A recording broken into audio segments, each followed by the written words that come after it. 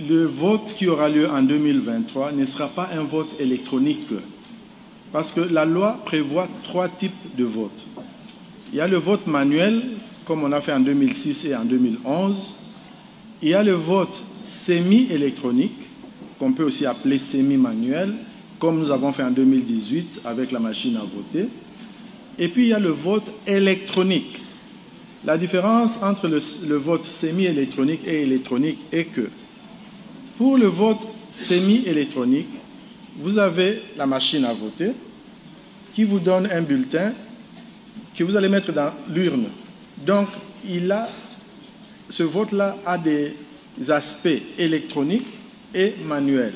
Le résultat que vous donne la machine est confirmé par les dépouillements que vous ferez au bureau de vote. Quant au vote électronique, la loi permet d'organiser le vote électronique. Celui-ci consiste, en fait, il est immatériel. Vous allez à la machine, vous votez, vous partez, vous n'avez pas de bulletin. Ça, c'est électronique seulement. Alors, nous, à la CENI, on s'est dit, dans le pays, on n'a pas confiance totale en la CENI. Nous ne pouvons pas nous permettre d'organiser un vote où vous n'avez pas de papier. Vous venez seulement, vous votez et vous partez, et puis on vous dit c'est elle qui a gagné. Ça ne peut pas se faire. Donc, même nous-mêmes, nous sommes convaincus que ça ne doit pas se faire. Le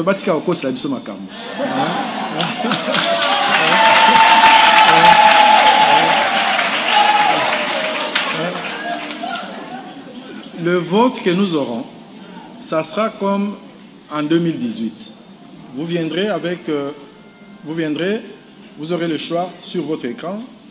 Une fois que vous avez choisi pour tous les modes de scrutin, il y aura impression d'un bulletin que vous allez mettre dans l'urne et à la fin de la journée, la machine va donner son résultat et le dépouillement manuel va donner aussi son résultat et puis on va comparer.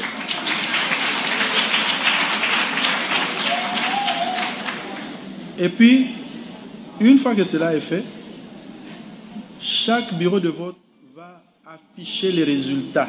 Ça s'affiche. Par bureau de vote. Et puis quand ils vont aller au centre local de compilation des résultats, là aussi on va afficher après avoir fait les totaux, la centralisation. Et puis nous-mêmes à la CENI, à la fin, nous allons prendre les résultats de tout le pays et nous allons les rendre disponibles sur notre site web. Donc ça sera la transparence à tous les niveaux. Donc, il y aura un vote semi-électronique, comme en 2018. Les résultats seront affichés au bureau de vote et les résultats seront affichés dans les centres locaux de compilation des résultats. Et la CENI va publier tous les résultats sur son site web.